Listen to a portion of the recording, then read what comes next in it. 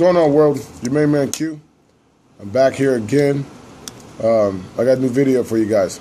The name of today's video is entitled, Do You Believe in God? Question I get often, question I ask often. I'm into religion. I'm into philosophy. So this is a very good question.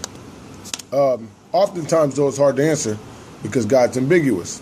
Actually, the term of God is ambiguous. Everybody has their own definition for God, so it's hard not to play semantics when you're dealing with a person. Everybody has their own definition of God. So we're gonna go over different definitions of God, just so I can properly answer the question. And then I want to hear from you guys. I want you guys to answer the question: do you believe in God as well? First of all, let's go over etymology. Etymology is the history of words. God, the whole God, where did it come from? Even, the word itself. Because obviously, God never cracked open the sky and revealed his religion over the other and talked to a group of people. It was always a person saying that they had spoke with God and delivering the message to people. So let's get over it, so we understand that at least the word itself is a man-made construct. So we'll get into etymology of God. Etymology of God is goth, or goth, G-O-T-H. It's Norse dramatic background. It means to invoke or to call upon. That's what it means, to invoke or to call upon. Now, there's a definition of the dictionary definition of God is Judeo-Christianity God, which is a supreme being of the world, mostly in monotheistic type of religions. Christianity, Judaism being one. When I say monotheistic, what does that mean, monotheistic? Well, monotheistic is believing in theos, is Greek for God. Mono is one, obviously. You get poly, meaning theistic, or polytheism, belief in multiple gods. You have atheism, which is belief in no God. You have pantheism, you believe that nature is God. So we have those particular definitions of God. Now, we have faces of God. Within those definitions, you also have different type of ideologies that come with it. I know certain people from the science background may not subscribe to God as a being. They may say the Big Bang, because they believe the Big Bang started everything. They may say the God started the Big Bang, and then everything kind of automatically fell into itself. But then we have a traditionalist who say that God created the world in 6 days, and on the seventh day he rested, and he created Adam from clay and blew breath in his lungs, and all of a sudden he took his rib out, became a surgeon and took his rib out, and then Eve was created. So we have a couple of different views, and then we have the Hindus' view where they believe in Brahma, which is the supreme deity or the divine self, and the divine self manifests himself within each and every single one of us, all in all different aspects. So we're going to break those down.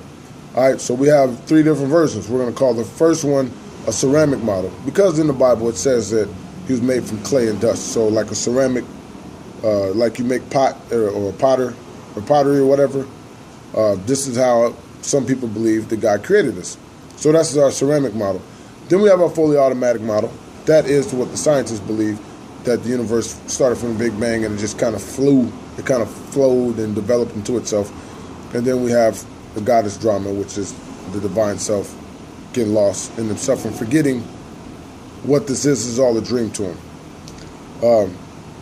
So then that brings us right into big G versus little g.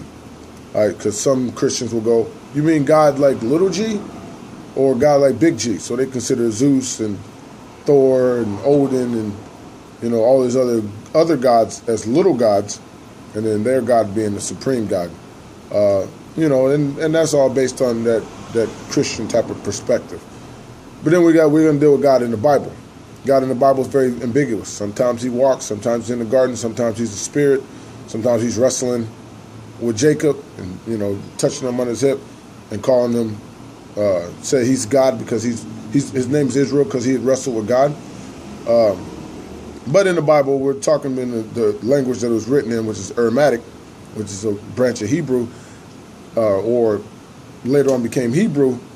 We talking El or Elohim. We talking Yahweh. We talking Jehovah.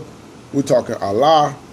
These are all different terminologies for God. And again, I threw Allah on there because I know a lot of people not Muslim that are Christians that believe that Muslims are different from Christians. No, they're pretty much the same. They believe in the same deities. They just don't believe Jesus was a demigod. They believe Jesus was a prophet like Moses and Noah and those other guys. They don't believe that he was, born. He's half God, half man. Which, again, some Christian will go, oh, Jesus is not half God, half man. He's all God and all man, but that don't make any sense. Jesus is demigod. We'll save that for another video. So anyways, I want to hear from you guys. So that question is still posed. Do you believe in God? Do I believe in God? I believe in a source energy, because energy cannot be destroyed, only transferred. I believe in a source energy. So do I believe in God? I believe in the divine self. Yes. And it manifests through nature. So technically, I would be considered a pantheist. But again, that's just my personal views. I want to hear from you guys. Go ahead and comment in the comment section below. Let's keep it civil. You don't got to cuss each other out and call each other names. Just go ahead and post a comment in the comment section. Do you believe in God? Look for my next video. I'll be posting this soon. Shalom.